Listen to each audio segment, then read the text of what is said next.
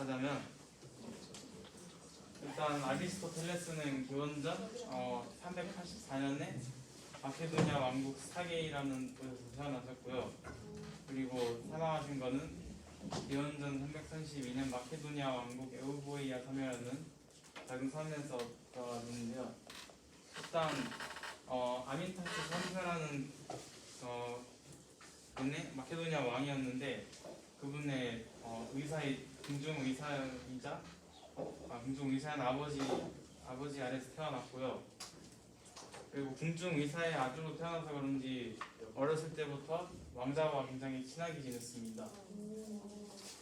그 후에 아리스토텔레스는 17살 때 그 플라톤의 학원에 들어가기 위해 아테네로 유학을 가서 플라톤이 죽을 때까지 20년 동안 거기서 유학을 했습니다. 그리고 플라톤과는 그 논쟁을 굉장히 많이 했다고 했는데요. 플라톤과 굉장히 많은 논쟁을 벌였는데 그때 플라톤은 소중한 것이다. 하지만 진리는 더 소중한 것이다. 이 말을 남기고 이제 더는 플라톤과 그 논쟁을 하지 않았다고 합니다. 그리고 그가 비판한 비판한 게 있는데 그 중에 니코마코스 인리학이랑 평이상학이랑 정치학을 비판을 했는데 그리고 이데아론도 같이 부정을 하긴 했는데 중기 이데아론과 후기 이데아론이 있는데 따로 있어가지고 아리스토텔레스는 그 중에 중기 이데아론은 굉장히 부정했지만 후기 이데아론에는 굉장히 긍정적인 모습을 보여줬습니다. 그리고 플라톤이 죽은 이후에 플라톤이 운영하던 그 학원인 아카데미아 거기에 원장이 되려고 했는데 안타깝게도 아테네와 마케도니아와 이제 전쟁을 하게 되면서 아테네 내에 그 반마케도니아 세력들이 창궐을 해서 어쩔 수 없이 아타르네우스라는 곳으로 도망을 가게 됩니다. 그리고 거기에서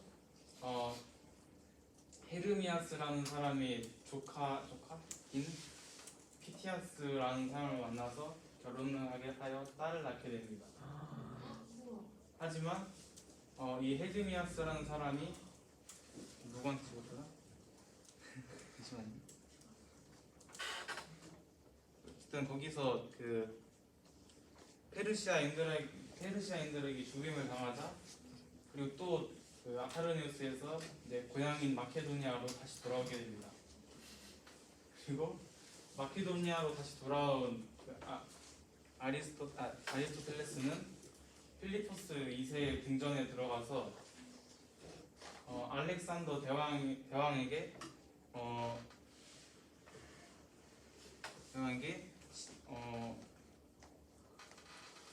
알렉산더 대왕을 제자로 받아들였는데 2에서 3년간 제자로 키웠는데 이후에 알렉산더는 그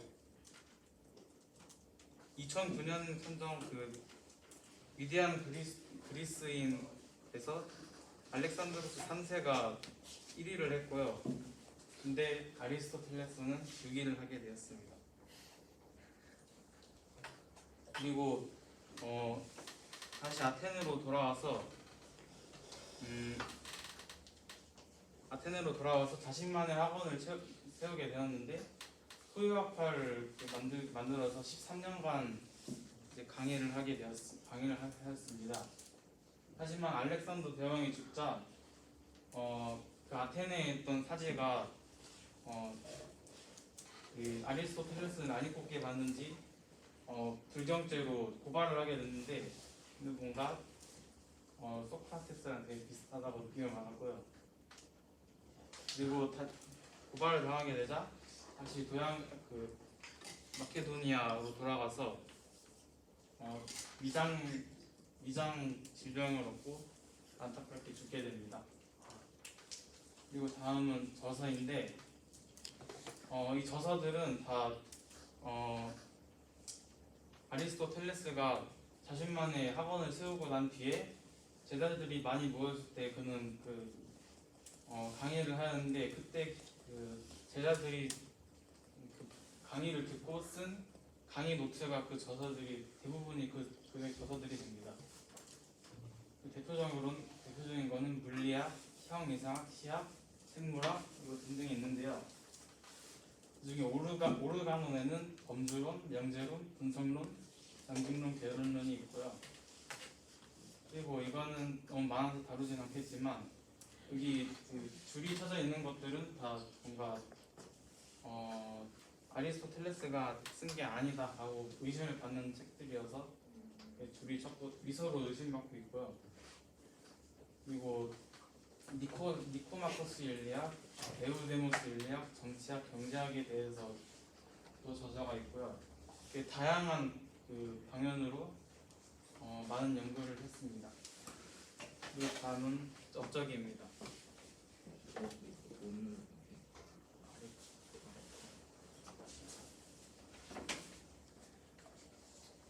다음은 아리스토텔레스의 업적인데, 아리스토텔레스는 이전의 모든 학문을 집대성한 지적 거인으로서 플라톤과 더불어 근대가 도래하기 이전 시대의 최고 학자입니다. 아리스토텔레스는 스스로 자신이 고대 학문의 정점을 이룬다고 생각했고, 그런 관점에서 최초로 철학사를 쓰기도 하였고, 또 그는 처음으로 학문을 체계적으로 분류하였으며 오늘날 우리가 쓰는 학문의 이름도 모두 그에게서 유래합니다. 당시의 모든 학문의 집대성과 근대 이전 가장 합리적이고 방대한 체계를 구축하였고, 또한 체계론의 원형적인 모습을 제공하기도 하였으며, 또 아리스토텔레스는 과학적 사고를 통해 학문적 체계를 확립해 나왔습니다.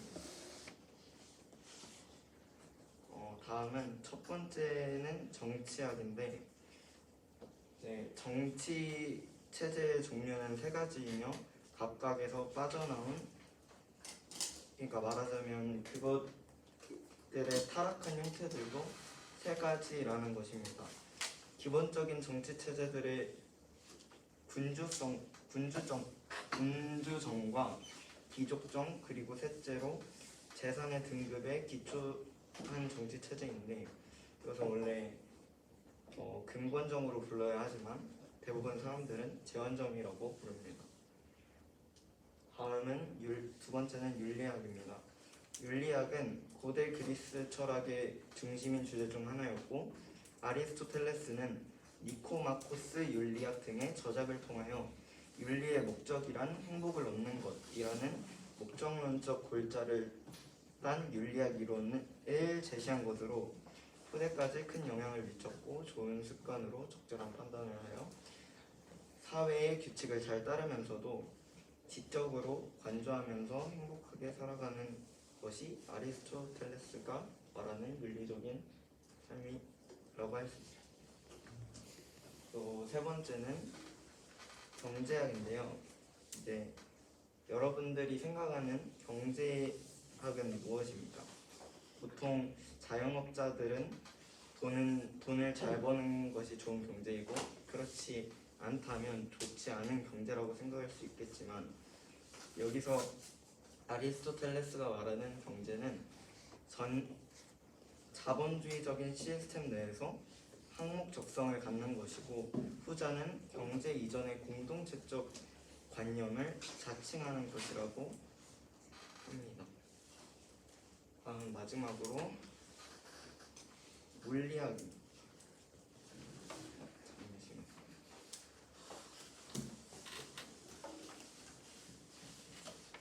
다음은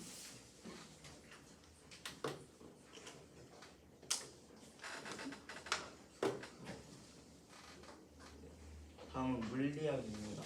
아리스토텔레스의 물리학은 그리스 철학자 아리스토텔레스의 저서에 기술된 자연과학의 한 형태이고, 또 아리스토텔레스의 저서인 자연학에서 생물과 무생물, 그리고 천체와 지구를 포함한 모든 자연체를 지배하는 변화의 일반 원리를 확립하려 했고, 아리스토텔레스에게 있어 물리학은 이제 마음의 철학과 감각 경험, 기억 해부학과 생물이라고 불리는 주제를 포함하고 있는 광범위한 분야였습니다. 그리고 또한 아리스토텔레스 이전 시대에는 시와 대화편으로 산발적인 단면 등으로 철학을 했지만 그는 학문을 처음으로 분류하고 세분화하며 아까 말했다시피 물리학, 경제학, 정치학, 윤리학 등의 학문의 명칭을 붙였고 담론 세계를 처음으로 분류하였습니다.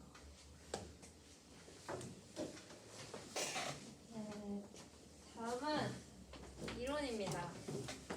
하면서 굉장히 머리가 아팠고요. 어떻게 첫 번째로 존재론인데요. 일단 일원론적 세계관전에 그 이원론적 세계관이 있는데요.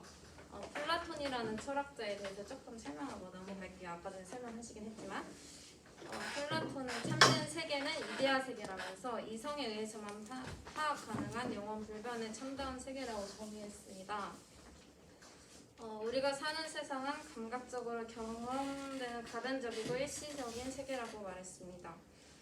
아리스토텔레스는 즉 이데아 세계, 이원론적 세계를 비판하면서 본질의 세계는 현실 속에 잠재되어 있다는 말로 이론론적 세계관을 내세웠습니다. 또 세계 속에 진리가 존재한다고 이야기하고 세계는 개별적인 실체로 이루어진 하나의 세계고 사물 속에 내재되어 있는 본질을 중시한다고 이야기하고 있습니다. 네, 그리고 본질은 시간 속에서 변화를 통해 실현된다라는 것이 일원론적 세계관의 설명이고요. 다음은 형상과 진료 이론인데요. 이건 아리스토텔레스 철학의 중심 개념인데 진료란 무언가로 만들어질 수 있는 가능체를 의미하고 또 형상이란 진료를 통해 만들어진 현실태를 의미합니다. 가능태와 현실태, 진료와 형상은 상대적이고 진료는 형상이 될 수 있는 가능태이며 형상은 진료의 현실태입니다. 예를 들어보면 이제 씨앗이 진료라면 나무는 씨앗으로 만들어질 수 있는 가능태, 즉 형상이라고 볼 수 있는 것입니다. 이렇게 아리스토텔레스는 세계는 형상과 진료로 따로 떨어져 존재하지 않고 본질인 형상이 진료 안에 내재해 있다. 즉 형상과 진료는 존재의 근본 원리라고 말하고 있습니다. 정리해보자면 아리스토텔레스는 형상과 진료로 모든 사물이 이루어져 있고 이데아는 따로 존재하지 않으며 현실 속에 담겨있다고 이야기하고 성경에서는 모든 사물과 동식물은 항상 형상과 진료가 있지만 사람에겐 영혼이 존재한다. 영적인 세계는 현실 속에 담겨있지만 동시에 따로 존재한다고 이야기합니다. 네, 다음은 인식론인데 제가 여기 인식론에서는 그렇게 깊게 못 다뤘다는 걸 양해해 주시고요. 아리스토텔레스는 알은 감각에서 시작된다라고 합니다. 네, 감각에 의해 얻은 지식의 가장 대표적인 것은 시각을 통한 알미며 이러한 감각지는 기억과 경험이 되는데요. 여기서 경험은 여러 번의 기억이 하나의 경험 능력이 된 것으로 단순한 감각 경험이 아니라 어떤 특수한 사태에 대한 기억을 통해 현재의 사태를 판단하고 처리할 수 있는 능력을 뜻합니다. 플라톤이 지혜를 지성으로 통한 알무로 한정하고 감각을 통한 알은 의견으로 구별한 것에 비하여 아리스토텔레스는 지혜가 감각을 통한 알면서 시작하는 것으로 생각한 것은 둘 사이의 중요한 차이점이라고 볼 수 있습니다. 아리스토텔레스는 우리의 인식은 감각과 경험을 통해서 본질을 알 수 있다라고 이야기하고 성경에서는 우리는 감각과 경험뿐만 아니라 성령님의 지혜와 계시를 통해서만 본질이신 하나님을 알 수 있다라고 이야기합니다. 마지막 가치론인데요. 먼저 목적론적 세계관인데 목적론적 세계관이란 모든 존재에는 목적이 있고 모든 존재는 이 목적을 향해 가야 한다. 또 세계는 수단과 모든 것들의 이게 체제이다라고 말하고 있습니다. 또한 세상의 모든 것에는 목적이 존재한다고 이야기하고 있습니다. 이제 행복으로 넘어가면 인간의 모든 행위의 궁극 목적이자 최고선이라고 이야기하는데요. 여기서 최고선이란 최종적인 목표, 즉 최종적인 목표 여기 나와 있죠. 인간의 모든 행위의 궁극 목적이자 최고선 위에 개별적인 선의보다 항의의 목적으로 올라가다 보면 더는 올라갈 수 없는 최종적인 목적. 네. 그 목적이 행복이라는 것을 알 수 있는데요. 또한 부와 명예, 쾌락 등은 일시적이면 완전하지 않다. 그래서 진정한 행복이 아니다라고 정의합니다. 네, 마지막 정리를 하자면 아리스토텔레스는 모두 목적을 가지고 태어났다. 그 목적은 행복이다라고 이야기하고 있고 성경은 인간은 모두 목적을 가지고 태어났지만 하나님의 나라와 영광을 위한 목적을 가지고 있다라고 정의할 수 있습니다.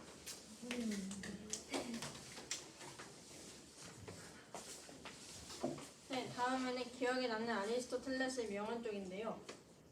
네. 이제 아리스토텔레스의 명언들을 볼 건데 그 중에서도 제일 기억에 남는 명언들을 준비했습니다. 아리스토텔레스는 지식인인 스승인 만큼 아주 지혜롭고 그리고 놀라운 명언들을 아주 많아 여러분도 듣고 기억에 남기기 쉬울 것입니다. 첫 번째 제가 소개할 명언은 현명한 자는 적에게서 많은 것을 배운다인데요. 이 뜻을 해석하면 다 알다시피 현명한 자는 적과의 만남으로서 자기 잘못인지 아닌지 고쳐야 점이 뭔지 분석을 하고 있다는 것을 알리는 글입니다. 저는 이 명언을 들었을 때 나는 과연 현명한 자인가? 내가 적을 통해서 배운 게 무엇이 있는가 맞는 건가 하고 더 생각하게 되었습니다. 대표적인 짧은 명언에 대해서 알려드릴 건데 대표적이고 유명한 짧은 명언에서 얘기해보자면 누구나 다 알고 있는 명언들이 있습니다. 다들 한 번쯤 들어봤을 텐데요. 인간은 사회적인 동물이다. 이 뜻을 더 깊게 파고들기 위해 사회적인 동물에 대해서 찾아보았는데요. 사회적 동물은 인간이 개인적으로 존재하고 있어도 그 개인이 유일적으로 존재하는 것이 아니라 끊임없이 타인과의 관계하에 존재하고 있다는 용어에 나온 말인데요. 동물이란 말이 틀린 것 같으면서도 알고 보면 맞아떨어지는 아리스토텔레스의 명언이 정말 놀랍네요. 그 외 명언들입니다.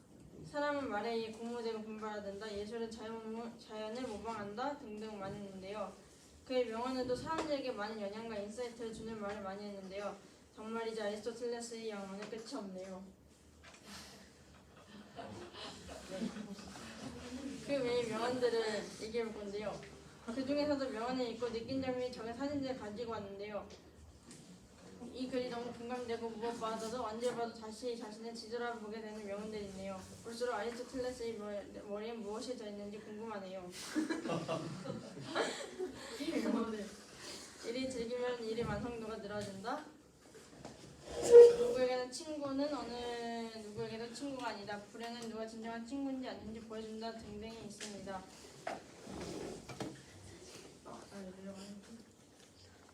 네, 여기까지 준비했고요. 안 내려가죠? 네, 끝입니다.